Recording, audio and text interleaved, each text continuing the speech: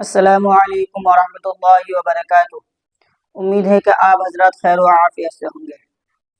تو حضرات گرامی، 3 غلطیاں ایسی ہیں جس سے جو بیوی کے لیے شوہر کے دل میں جو محبت ہوتی ہے وہ ختم ہو جاتی ہے۔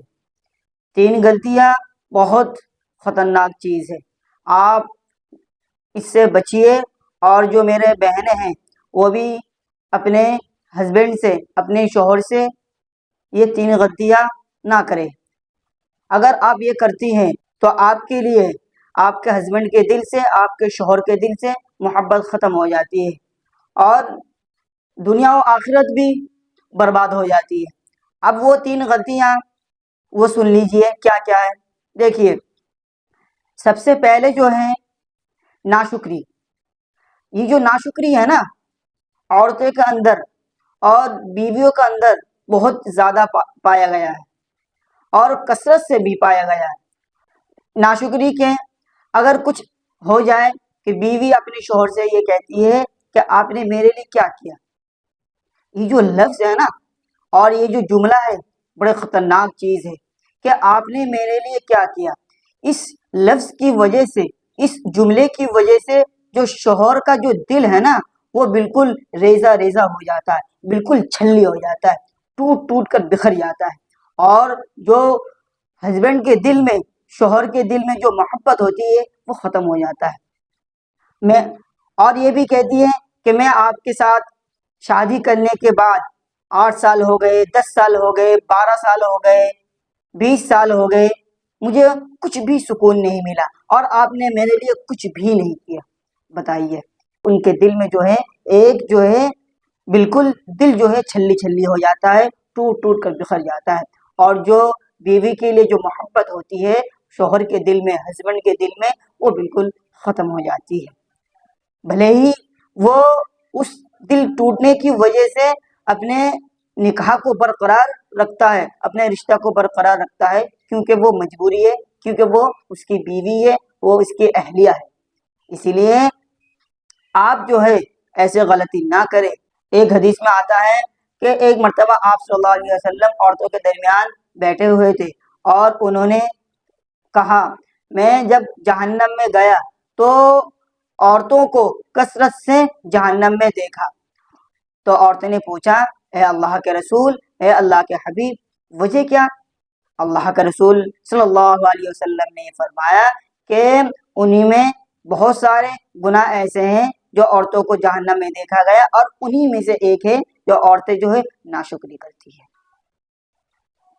تو اس سے ہمیں بچنا چاہیے، کبھی بھی اپنے شوہر کو یہ جملہ نہیں بولنا چاہیے کہ آپ نے میرے لیے کیا کیا، میں اتنے دن شادی ہو کے آپ کے پاس آئی ہوں، 8 سال ہو گئے، 10 سال ہو گئے، 15 سال ہو گئے، میرے لیے آپ نے کیا کیا۔ یہ بہت خطرناک جملہ ہے، ایسے جملے سے آپ گریز کریے، ایسے جملے سے آپ پرہیز کریے، ایسے جملہ نہ بولیں۔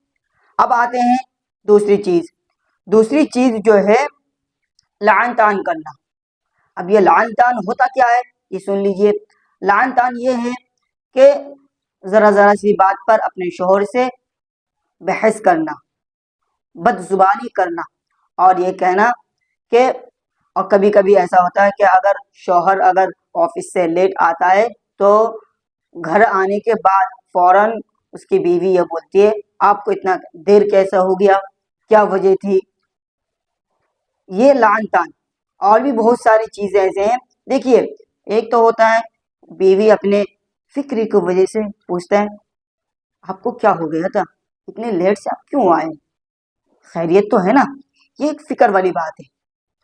آپ اس انداز سے اپنے شوہر سے اس انداز سے پوچھ سکتی ہیں کہ آپ کو اتنی لیٹ کیسے ہو گیا، سب خیریت تو ہے نا، ایک فکر والی بات ہے۔